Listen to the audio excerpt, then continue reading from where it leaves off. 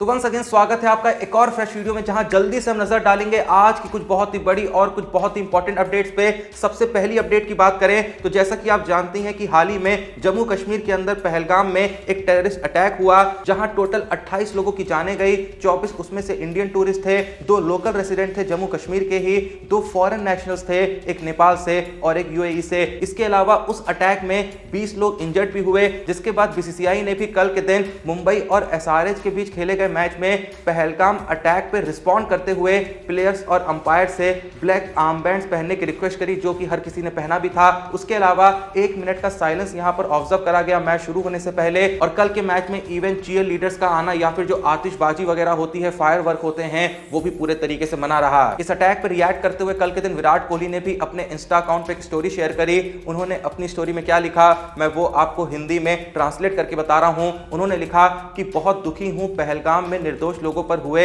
इस घिनौने हमले से। दिल से संवेदनाएं हैं उन परिवारों के लिए जिन्होंने अपने लोगों को खोया। प्रार्थना है कि उन्हें शांति और हिम्मत मिले और इस क्रूर घटना के लिए न्याय मिले। कोहली के अलावा रोहित शर्मा ने भी इसी अटैक पर रिएक्ट करते हुए एक स्टोरी शेयर करी, जहां उन्होंने कुछ लिखा तो नहीं, बस हाथ जोड़ने वाली इमोजी और हार्ट ब्रेक की इमोजी डाल दी। उसके अलावा और भी क्रिकेटरों ने इस अटैक पर रिएक्ट करा, जैसे कि गौतम गंभीर हो गए, इरफान पठान हो गए, सहवाग हो गए, केएल राहुल हो गए, शुभमन गिल हो गए, युवराज सिंह हो गए, इवन शामी और सिराज ने भी अपने अपने इंस्टा अकाउंट पे एक स्टोरी शेयर करी। ऐसा लगा कि सिराज ने शामी की जो इंस्टा स्टोरी है वो कॉपी करी है, लेकिन मैं ये बात ऐसे ही कह रहा हूं। सिराज ने एक पोस्ट भी शेयर करी जहां उन्होंने इस अटैक की काफी निंदा करी और ये भी साथ ही साथ गवर्नमेंट से रिक्वेस्ट करी कि जिन्होंने भी ये भयावह कार्य किया है उनको कड़ी से कड़ी सजा दी जाए। यहां पर मैं एक स्पेशल मेंशन भी देना चाहूंगा राजस्थान रॉयल्स का, जो सोशल मीडिया हैंडल करने वाला बंदा है उसे, जिसने भाई सबसे पहले इस अटैक पर रिएक्ट करते हुए एक पोस्ट डाली, जहां उन्होंने इस अटैक की निंदा तो करी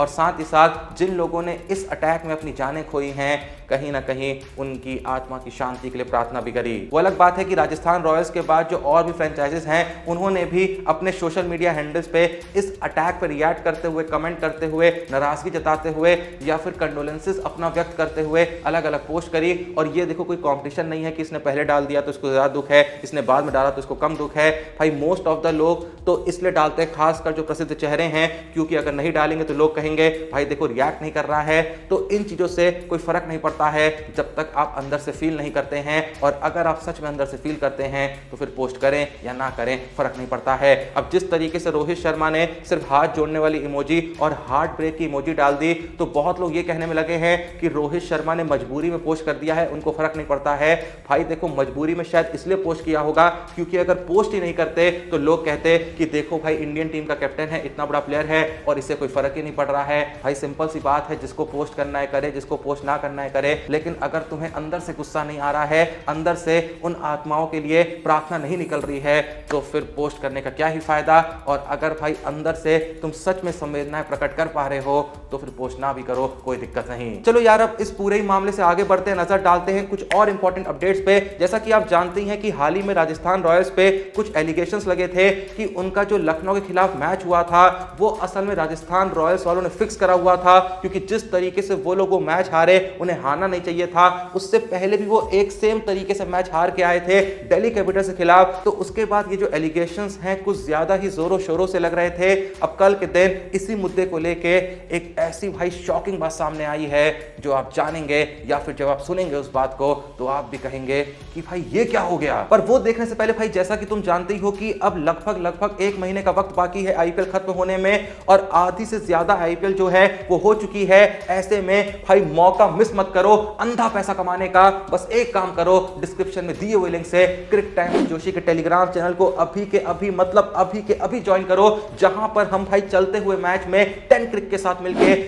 ऐसी प्यारी और छोटी मोटी प्रेडिक्शंस आपके लाते हैं, जिन्हें देख के आप भी कहते हैं कि भाई सिर्फ इतनी सी चीज बता के मैं पैसे भी कमा सकता हूं। हाँ भाई, इसीलिए कहता हूं एक बार ज्वाइन करके तो देखो। और मैच के दौरान हम जो बहुत ही सिंपल सी प्रेडिक्शन डालते हैं होने को, उस ऐप पे और भी कई सारी प्रेडिक्शंस हैं जो आप जाके चेकआउट कर सकते हैं। लेकिन आपको जो पूरी मदद मिलेगी वो मिलेगी हमारे Telegram channel Crick Time with Joshi पे। तो भाई अभी के अभी ज्वाइन करो और भूलो मत, 10 क्रिक के ब्रांड एम्बेसडर कोई और नहीं, हरभजन सिंह है। तो भाई यहां पर सोचने की कोई जरूरत ही नहीं है कि भाई ये सेफ है या नहीं है। जब हरभजन सिंह एम्बेसडर हैं तो भाई सेफ तो होगा ही ना। तो इसीलिए कह रहा हूं जल्दी से जाओ डिस्क्रिप्शन में दी हुई लिंक से हमारे Telegram channel Crick Time with Joshi को ज्वाइन करके आईपीएल 2025 के हर मैच को 10 क्रिक के साथ यादगार बनाओ। हाँ, तो जैसा मैं कह रहा था कि राजस्थान रॉयल्स पे जो हाल ही में एलिगेशन लगे थे कि उन्होंने लखनऊ के खिलाफ मैच फिक्स करा है, क्योंकि भाई एक वक्त पे उस मैच में 18 बॉलों पे 25 रनों की जरूरत थी और पिच पे यशस्वी जायसवाल और रियान पराग दोनों ही टिक चुके थे, दोनों ने ही वहां पर अच्छे खासे रन जोड़ लिए थे। वहां पर भाई ऐसा होना ही नहीं चाहिए था कि राजस्थान रॉयल्स वो मैच हार जाए, खासकर उसी तरीके से वो पिछला मैच जब हार के आए हों। पिछले मैच के कंपैरिजन में वो लखनऊ वाले मैच में फिर भी बेहतर सिचुएशन में थे, लेकिन उसके बावजूद भी जब राजस्थान मैच हारी तो भाई राजस्थान के कुछ जो क्रिकेट बोर्ड्स हैं, राजस्थान की जो क्रिकेट काउंसिल्स हैं, उनको लगा कि भाई यहां पर कुछ तो मामला गड़बड़ है। तो उन्होंने कहा कि भैया इन्वेस्टिगेशन होगी, जांच करी जाएगी और फिर पता लगाया जाएगा कि राजस्थान रॉयल्स कहीं मैचेस फिक्स तो नहीं कर रही है। अब देखो यहां पर मैं बताना चाहूंगा कि कल के दिन एक और बहुत बड़ा मसला होता है जब Rajasthan Royals Rajasthan state sports council को एक लेटर भेजता है जिसमें उन्होंने मैच फिक्सिंग के आरोपों को पूरे तरीके से झूठा बताया और बिना किसी बुनियादी सबूत के और निराधार बताया है। यानी राजस्थान रॉयल्स वालों ने क्लियर कह दिया है कि सब कुछ बकवास है, ऐसा कुछ नहीं है, हम लखनऊ वालों से जानबूझ के मैच नहीं हारे हैं, हार गए भाई, हो जाता है कभी कभी। अब भाई देखो मुझे तो लग रहा है कि मसला यहां पर यह होगा कि लोगों को या फिर कहे वो जो काउंसिल्स हैं या जो वो कमिटीज हैं जो राजस्थान रॉयल्स पे जांच बैठा रही हैं, उनको भाई इस बात पर यकीन नहीं हो रहा है कि आवेश खान ने आखिरी ओवर में इतने कम रन बचा कैसे दिए, तो इनको लगा शायद मैच फिक्स ही होगा। खैर आप लोग का इस बारे में क्या कहना है कमेंट सेक्शन में जरूर बताइएगा। वैसे जहां राजस्थान रॉयल्स की बात निकली है तो यहां पर मैं राजस्थान रॉयल्स के फैंस को एक बहुत बड़ी दुखदाई खबर भी दे दूं, और वो दुखदाई खबर यह है कि आज के दिन राजस्थान और आरसीबी के बीच जो मैच खेला जाना है उस मैच में राजस्थान के full time captain Sanju Samson injury के चलते अवेलेबल नहीं रहेंगे, लेकिन बहुत चांसेस हैं कि अगले मैच में Sanju Samson as a captain लौट आएंगे। और भाई देखो लौटना तो अगले मैच में पड़ेगा ही पड़ेगा, क्योंकि राजस्थान रॉयल्स के जो हालात हैं काफी खराब हैं, उनको कहीं ना कहीं अपना लगभग जो हर अगला मैच है वो जीतना ही जीतना है। अगर आज का मैच हार जाते हैं तो ऑलमोस्ट जो राजस्थान रॉयल्स है वो आईपीएल से बाहर हो जाएगी। आप कंफर्म मान सकते हैं अगर आज का मैच हार गई। और भाई अगर राजस्थान रॉयल्स को अपनी उम्मीदों को जिंदा रखना है तो जैसा मैंने कहा अपना अगला हर मैच राजस्थान रॉयल्स को जीतना ही जीतना है। तो ऐसे में संजू सैमसन की इनको बहुत जरूरत है, इस बात का पता जो है वो संजू सैमसन को भी होगा और राजस्थान रॉयल्स वालों को तो होगा ही होगा। इससे आगे चले तो भाई आईपीएल 2025 की कैच एफिशिएंसी की जो नई लिस्ट है वो मेरे पास आ चुकी है। जैसा कि आप इस अपडेटेड लिस्ट पे देख सकते हैं कि सबसे अच्छी कैच एफिशिएंसी जो है वो मुंबई इंडियंस की है, जिन्होंने भाई फील्डिंग में सबसे ज्यादा दमखम दिखाया है, सबसे कम कैचेस यहां पे छोड़े हैं कंपेयर टू जितने कैचेस उनके पास आए हैं, जितने कैचेस उन्होंने लिए हैं। और अगर बात करें कि किस टीम ने सबसे खराब फील्डिंग करी है खासकर कैचिंग के मामले में, जिन्होंने सबसे ज्यादा कैचेस छोड़े हैं, जिनकी कैच एफिशिएंसी खासकर सबसे खराब रही है, तो वो कोई और नहीं, वो वही टीम है जो इस समय पॉइंट्स टेबल पे सबसे नीचे बैठी है। जिसका रीजन यही है कि भाई कैचेस ही नहीं पकड़ते हैं और जिसका कैच छोड़ते हैं वही बंदा उस मैच में उनकी टीम के खिलाफ सबसे ज्यादा रन मार के जाता है। मैं बात कर रहा हूं चेन्नई सुपर किंग्स की। इससे आगे बढ़े तो भाई कल के दिन दिल्ली कैपिटल्स के कुछ प्लेयरों की वीडियो चारों तरफ सोशल मीडिया पे काफी ज्यादा वायरल हो रही थी। असल में ये जो वीडियो पोस्ट करी गई ये एक आरसीबी फैन के द्वारा पोस्ट करी गई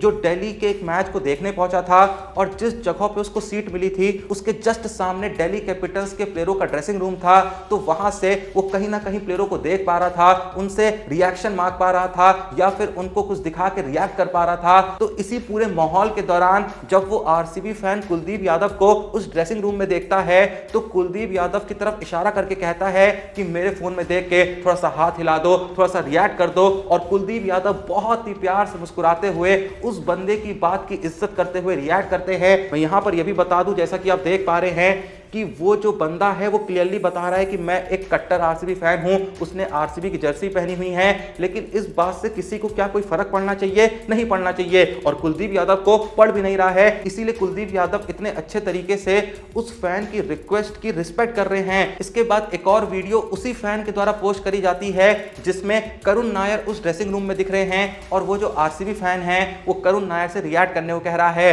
करुण नायर बहुत ज्यादा रिएक्ट तो नहीं करते हैं, लेकिन ऐसा कोई उस फैन का अपमान भी नहीं करते हैं, वो हल्का सा हाय कहते हैं और सिर्फ करुण नायर के इस हाय वाले जेस्चर से ही वो जो आरसीबी फैन है वो खुश हो जाता है। लेकिन कुछ देर बाद क्या देखने को मिलता है कि उसी ड्रेसिंग रूम में आशुतोष शर्मा मौजूद होते हैं। वो जो आरसीबी का फैन होता है वो लगातार आशुतोष शर्मा से कह रहा होता है कि मेरे कैमरे में देख के बस एक बार हाथ हिला दीजिए, बस एक बार हाय बोल दीजिए। वो काफी बार रिक्वेस्ट करता है, लेकिन आशुतोष शर्मा ना ही हाय बोलते हैं, ना ही अच्छे से रिएक्ट करते हैं, और जब रिएक्ट करते भी हैं तो वो बस इशारों इशारों में ये कहते हैं कि देख रहे हो मेरी जर्सी, मैं दिल्ली कैपिटल्स लिए खेल रहा हूं और तुम आरसीबी के हो, तो मैं ऐसा कर नहीं सकता। ऐसा आशुतोष शर्मा ने मुंह से बोला नहीं है, लेकिन अगर आप उनके रिएक्शन को देखें तो कहीं ना कहीं उनके रिएक्शन को देख के साफ साफ यही पता चल रहा है। काफी बार वो जो आरसीबी फैन है वो आशुतोष शर्मा को ये समझाने की कोशिश भी करता है, तो क्या हो गया भाई, मैंने आरसीबी जर्सी पहनी है, मैं आरसीबी का फैन हूं, आप दिल्ली कैपिटल्स के फैन हैं, तो क्या आप मेरे कैमरे में देख के सिर्फ हाय भी नहीं कह सकते हैं? लेकिन आशुतोष शर्मा उसके बाद भी बिल्कुल रिएक्ट नहीं करते हैं, और इसीलिए आशुतोष शर्मा को उस वीडियो के कमेंट सेक्शन में काफी लोग सुना भी रहे होते हैं, और कुछ लोग जो आरसीबी के हेटर्स हैं वो आशुतोष शर्मा को कुछ ज्यादा ही इज्जत देते हुए ये कह रहे होते हैं कि आशुतोष भाई मेरे मन में आपके लिए इज्जत बढ़ गई वगैरह वगैरह। चलो भाई, अब अगर चलें आज की लास्ट अपडेट की तरफ, तो जैसा कि आप जानते हैं कि इस समय आईपीएल के साथ साथ जो आईपीएल का सबसे एकदम बिल्कुल निचले स्तर का जो सबसे सस्ता वर्जन है यानी पीएसएल, वो भी खेला जा रहा है। और भाई हाल ही में पीएसएल में 12वां मैच जो खेला गया मुल्तान सुल्तान और लाहौर कलंदर के बीच, उस मैच के खत्म होने के बाद जब पोस्ट मैच प्रेजेंटेशन होती है, वहां एक्स पाकिस्तान क्रिकेटर जो कि अब कमेंटेटर बन चुके हैं रमीज राजा, वो जब मुल्तान सुल्तान के क्रिकेटर जॉर्ज लिटिल को बुलाते हैं कैच ऑफ द मैच का अवार्ड देने के लिए, तो भाई वो भी बातों ही बातों में इतना बहक जाते हैं कि उनके मुंह से कैच ऑफ द पीएसएल की जगह कैच ऑफ द आईपीएल निकल जाता है, क्योंकि भाई उनको भी पता है आईपीएल आईपीएल है, पीएसएल पीएसएल है। कसम से बता रहा हूं भाई, पीएसएल क्रिकेट की लीग तो है ही नहीं, ये अलग ही एक कपिल शर्मा शो का भी चीफ वर्जन है, जहां भाई अलग अलग मीम्स देखने को मिलती हैं। और भाई ऐसे ही कल के दिन मैं एक वीडियो देख रहा था, वहां भाई इसी पीएसएल के एक मैच के दौरान बॉलर जब विकेट लेता है तो वो इतना ज्यादा पगला जाता है सेलिब्रेट करने में कि हाई फाइव देते हुए अपने विकेटकीपर के मुंह पे मुक्का ही जड़ देता है भाई, सीधे कंटाप लगा देता है उसके मुंह पे। मतलब हद हो रही है यार, क्या पागलपन चलता है इनके वहां। और भाई पता नहीं ये लोग खुद ये सब देख के नहीं सोचते होंगे कि ये क्या पागलपन करते रहते हैं, आईपीएल में क्या क्या होता है, हम यहाँ ये क्या बकैती कर रहे हैं। भाई बंदे ने उसके मुंह पे हाथ मार दिया भाई, और बाद में वो जो विकेटकीपर वो इतना ज्यादा गुस्सा हो रहा था, वो बॉलर से बात ही नहीं करना चाह रहा था, वो लेट गया भाई, कुछ देर तक उठा ही नहीं। मतलब अलग ही बकैती चलती भाई इनकी। खैर ठीक है, हमें क्या करना भाई, खेलने तो जैसे खेलना है, हमें तो मस्त मस्त मीम मटेरियल मिल जाता है, थोड़ी सी चेहरे पे हंसी आ जाती है, तो इसलिए हम कम से कम पीएसएल वालों को धन्यवाद तो कह ही सकते हैं कि भाई जब भी हम इंस्टा या ट्विटर वगैरह खोलते हैं,